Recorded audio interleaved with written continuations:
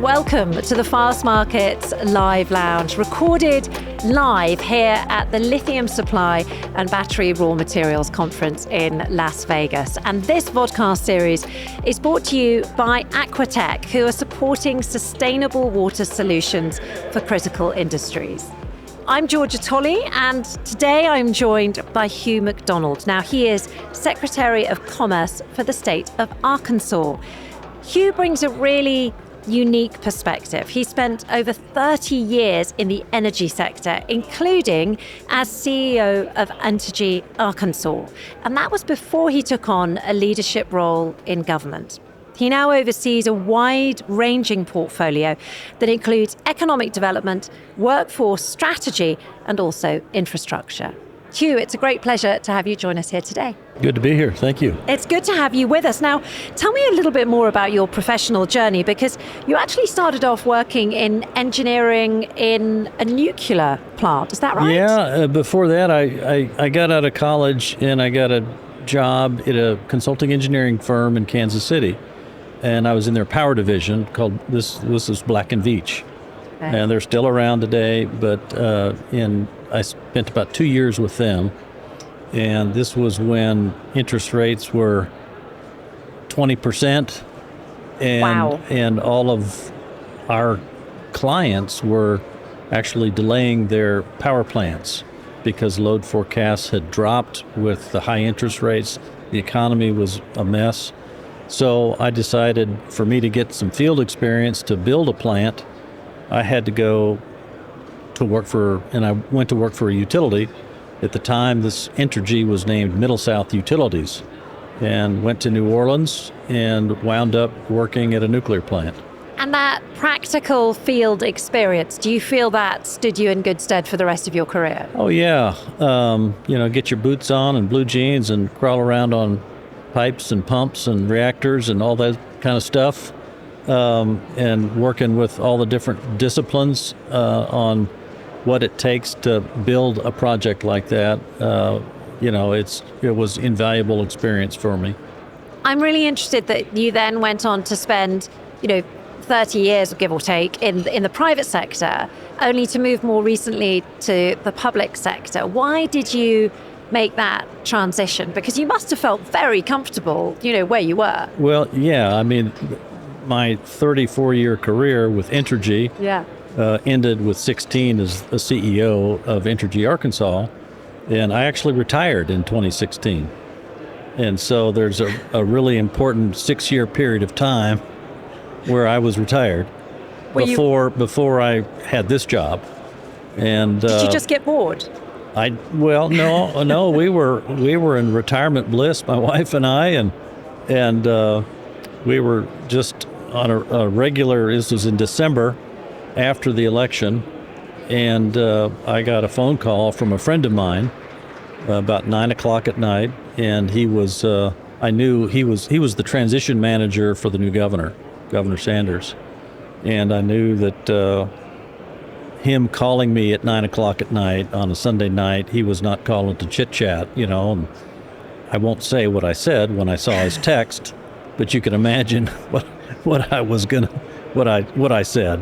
Here we are 2.5 years later, Secretary of Commerce working for the governor, and in a really fun job, but very busy, and the economy in Arkansas is really strong. The governor's leadership is really making an impact on the economy in the state. It's a long way from retirement, though. It's a long way from retirement. Yeah, I'll get there one day, someday down the road. When that will be, who knows? Was there a feeling that when somebody asks you to take on public office, that there is a responsibility there? Oh, yeah. Certainly, it was, like I said, it was a call completely out of the blue. Wasn't looking for the job. But when I was presented with the opportunity, it took my wife and I literally 10 minutes to decide. And, maybe one of the key points was she looked at me and said, you're never going to get a call like this in the rest of your life. So I just said, well, I don't want to be sitting on the couch 10 years from now wondering what What if? Yeah. What if? Yeah. So here we are. I mean, your career naturally leads you towards public office in many ways. You've got extensive experience. Like you say, you've got an understanding of what it's like to be, a blue-collar style worker all the way up through to CEO. You've got that sort of understanding of the way a trim, private company needs to work. Right. You're good on budgeting as a consequence, I'm sure. Yep. But what is it like working for the State Department? Because that really must bring its own challenges. Yeah, it's completely different. Well, not in all ways. Let me just back up, because I think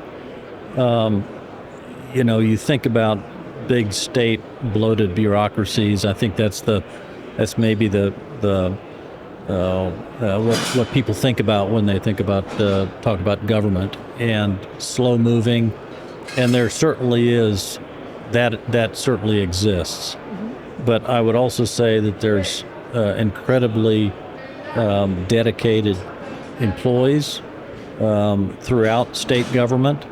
But running a big organization, whether it's a state government organization or in the private sector, the company that I used to run, there's a lot of similarities, in terms of structuring your organization, spans and layers, trying to be as efficient as possible. You want to pay your employees, motivate your employees to be able to retain them. You want to hold folks accountable. What are your goals and objectives? So all of that is very similar. Yeah. You're just using different tools or different processes that are either better or not as good as the private sector. And my experience so far is they're not as good as the private sector. Like, for example, performance evaluations, as a big of a headache they are to actually implement and perform year in and year out. You really have to do them. They're very important in establishing goals and objectives for your employees. And the state of Arkansas, in my opinion, doesn't do it well. And to the governor's credit, we are completely revising our performance evaluation system to be more like a private sector. And having those conversations with employees is really important, whether they're good or less than good, and making part of personal development also part of those conversations is really, really important. And we just, my experience in the state government, we haven't done that very well. So that's just an example of... It's so interesting because, I know lots of people make that transition from private to public, but were there any elements that surprised you about the public sector? I mean, you had exactly the same preconceptions as I think I have the preconceptions that anything governmental is slightly slower moving than, for example, a startup or a big corporation. Yeah.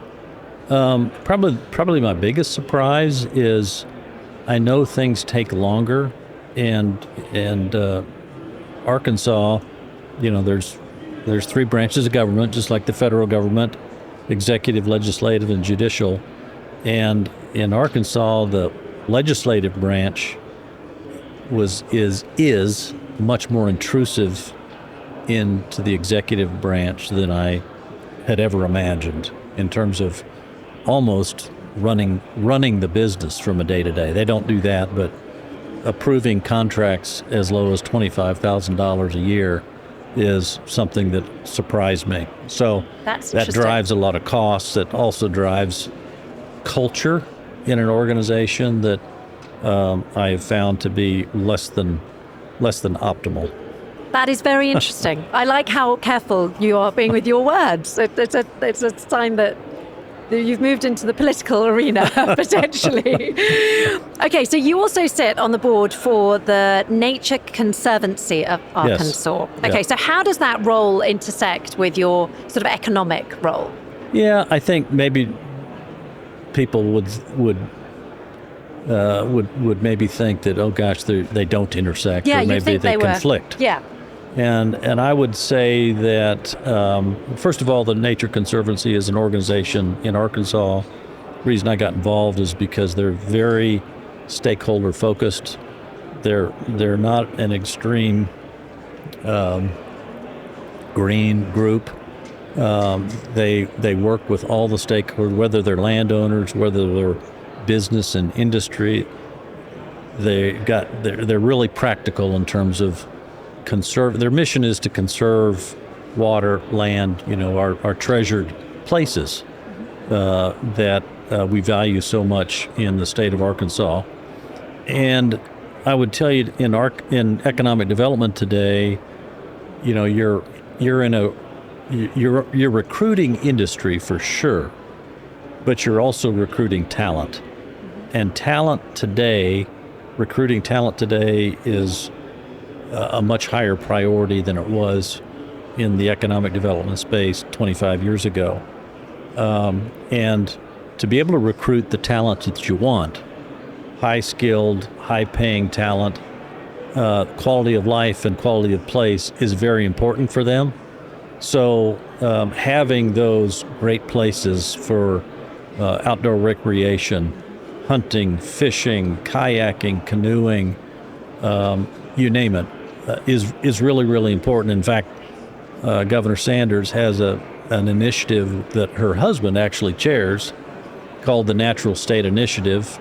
It's got people from all over the state. I'm actually on it, but it's to really amplify and help promote the outdoor recreation opportunities in the state of Arkansas. And it's been very successful.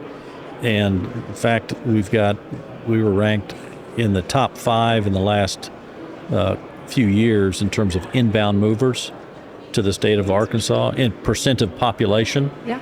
So people are moving to Arkansas. They like what we're doing. The economy is strong.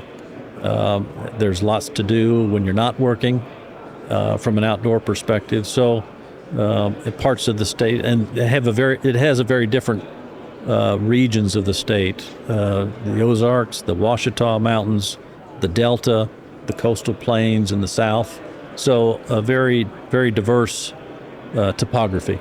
It's interesting that you mentioned there, the importance of quality of life to bring in good talent. And I know that Arkansas is seeing growing interest from clean tech, manufacturing players. You're keen to get those types of people to move in. What are you seeing in terms of, key to this conference, battery supply chain activity and investment? Well, we're seeing we've seen a lot of interest the last couple years. Standard Lithium, of course, has been involved, and they ran a pilot plant maybe for 5 or 6 years. Exxon made an announcement last year that they were acquiring over 100,000 acres in the Smackover Formation in South Arkansas. Then Equinor and Standard Lithium did a joint venture. And just this last week, Chevron announced that they acquired the acreage from TerraVolta. So now you've got 3 or 4 major players in the state focused on direct lithium extraction. So it's a huge opportunity for the state. It's like a new industry has fallen in the state's lap. And, my job is, what are we doing from a state's perspective to facilitate the growth, to get out of the way, to make sure our regulatory environment, is not only safe for our citizens and the environment, but we also facilitate the development of the industry. And just yesterday, Exxon got its approval for its royalty structure, which was a huge regulatory hurdle to get over. That was their recommendation. Last month, Standard Lithium and Equinor got their royalty rate approved. So we're making really good progress on the regulatory side. Yeah, sounds like you're at an inflection point. It's really interesting. I really think so. Yeah. And the legislature this last session also approved a tax incentive for that industry to help facilitate from refining all the way through to the downstream, midstream, upstream, because we want to facilitate additional investment in the state. We don't want to just extract it, refine it, and then ship it off somewhere else for the value-added investments. We know some of that's going to happen, but we want to think smart and do everything we can to try to facilitate some of that investment and job creation in the state of Arkansas. And so are you helping with infrastructure in those contexts, like building the road out to the brine field kind of vibe? Well, certainly all the roads, the water, the housing developments, for example, that the private sector will see the market need, and they'll dive in and for the new workforce, ultimately. For the new workforce. Yeah. But in my previous life, we did power generation, power transmission. So the state is involved in, we passed a law this last year to facilitate the strategic investments that not only investor-owned utilities, but nonprofit cooperative utilities, change the regulatory structure in such a way that would accelerate investments where we needed power or we needed generation or transmission to help facilitate not just this industry, but steel, aerospace, defense, wherever it's needed. You get a sense there of the complexity of bringing new industries into states, like the levels at which you have to consider. Yeah, it's especially the lithium. The value chain is the most complex value chain I've ever experienced in my life. Oh, really? That's interesting. I'll never figure it out, from end to end. But it's it's extremely complex. I think Arkansas has an opportunity to play in the upstream and midstream sectors. Okay. We certainly won't preclude ourselves from participating in the downstream, but I think for the nation, where we have a gap is in that midstream and upstream portion of the value chain. And I think Arkansas can play a real significant role in that.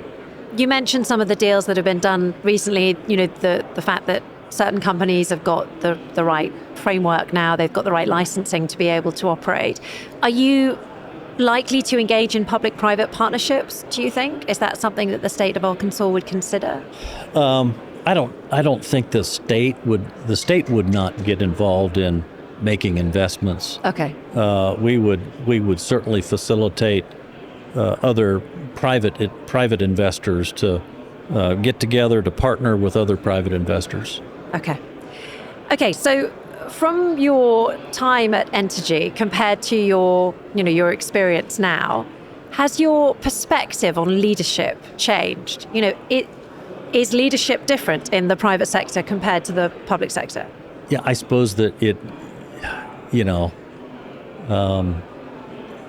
over time, maybe my point of view on leadership has changed. Interesting. Anything, whether it's private sector or public sector, any change where you want to have an impact, positive change, you've got to have leadership. Leadership is, which means you got to take risk. Okay. And in the public sector, taking risk is sometimes a foreign concept. Not all politicians want to take risk. Our current governor certainly does, and she's making big change. But I would say, you got to have leadership to make change, it's critically important whether it's private sector, public sector, and whether or not my view has changed on leadership. You got to have it. Yeah. There's a real drive. I come from outside the United States. Obviously, you can tell by my accent. Yeah. The America First campaign, the idea of bringing more manufacturing back to the United States. Do you think the drive to have more lithium production, for example, in Arkansas, is it part of that picture, or did it exist before US President Trump was elected again? Well, it certainly existed prior to President Trump being elected the second time, but with his election last year, it certainly re-emphasized the importance of, I mean, we saw what happened to our supply chain in COVID. Yeah. And we've got to have supply chains, certainly in where there's national security risks, interests at stake, like critical minerals. Yeah. The president and Arkansas strategy seems to be aligned with what the president wants to do with insourcing manufacturing or reshoring manufacturing. It is fascinating, having spoken on this podcast to people from so many different countries already, how the pandemic had quite a similar impact on every single government. Absolutely, they're all going, wow, maybe we need our own. Maybe we need to learn how to manufacture masks. Yeah, and everything else. Yeah. You start with masks, and then it's like a domino effect. It just, everyone wants to manufacture their own everything all of a sudden. Yeah, that's right. And, it's not just one administration, but it's happened over the past 40 years. Yeah. Where we've sort of outsourced not all of it, but a vast majority of our manufacturing. And now, policymakers told parents and kids for the last 40 years that everybody has to go to college. And that was not the right answer. And we created the kids that are going to college are great, and the kids that aren't going to college, well, maybe they're less than great. And we've got to work ourselves out of that hole. We've got to convince parents that if your child doesn't want to go to the 4-year college, there are tremendous opportunities going the other route. And, whether it's being an entrepreneur, running your own business, making more money. We've done a lot of work of that in the state, and I know other states are doing a lot of work in that area as well, trying to rebuild the workforce development in our states and getting our technical schools back. That's very interesting. Yeah. I come from Europe, where, for example, the Germans are incredibly good at that. Yes. The Swiss are great on apprenticeships, for example. Yeah, so we're all technical. In on apprenticeships. Okay, so I wonder whether that one's... I'm going to ask you for another lesson, because that sounds like a really interesting one. But what would you say is the biggest lesson that you've learnt across your career? We've got people who are potentially listening or watching this who are just kicking off. They're just starting potentially in manufacturing or in oil and gas or in lithium or in raw materials or in recycling. What would be your biggest lesson that they could take away? I don't know if I can put 45 years into a single just lesson. One, please. But and none of these are, rocket science. They're all pretty basic. You got to be able to get along with people, work as a team. It's not about you, it's about the team. Focus on your customer. At the end of the day, it's always about your customer. Tell the truth, even when you're going to get harmed by it. Your personal integrity is worth everything. I like that. I like that return to fundamentals. They have served me well. Yeah. You can be nice, but you can still be tough. Situational leadership should be part of every leader's toolbox. Those practical skills that hard people... work. Yeah. Hard work. It's the opposite to AI, isn't it? Let's be honest. I mean, it's human skills. Absolutely. Yeah. You gotta, the work from home. I'm sort of old fashioned when it comes to, humans are social beings. And, if people want to promote themselves, in an organization, they can't do that working from home every day. And you've got to developing personal relationships is so important, whether you're No matter where you are in the organization, you're going to need those relationships sometime. Having mentors along the way was incredibly important for me. Yes. Okay, so one final question, and this is one we ask everybody. It's basically, what's your biggest takeaway from this conference? I love the fact that you mentioned meeting people, because obviously that's exactly what everyone's doing here, which is brilliant, that networking, the face-to-face meetings. Yeah. But if there was one thing that you've learned so far from attending the conference, what would it be? Well, times are tough right now because of the price of lithium. Long term, we're still bullish on the industry. So I think that's probably the big takeaway for me. Don't lose hope. Gotta kind of get through the next 12 to 18 months. Hopefully the prices will go up and we'll see more investment. I'm seeing more excitement about Arkansas also is a takeaway for me as well. Fantastic. Yeah. Well, thank you very much indeed, Hugh. I really appreciate your time on this vodcast today. And I'm sure everyone who's been listening on the headphones has been really enjoying it as well, and everyone who's listening a bit later down the line. So thank you very much indeed. Thank you as well to our sponsor, Aquatech, for making this vodcast possible. And remember, if you want to catch up on any more of the episodes or explore others, that we have been recording here at the Fastmarkets Live Lounge, then please do download the podcast. You can find it on Spotify or Apple Podcasts or any of your sort of favorite podcast platforms. You can also watch the videos in full on YouTube. You just need to check out the Fastmarkets channel. And remember, we're also on social media. That's where we share our highlights. So please, again, check out Fastmarkets and be sure to follow, be sure to like, be sure to leave comments. Really, we love your engagement. So do get involved. And thank you very much once again for listening.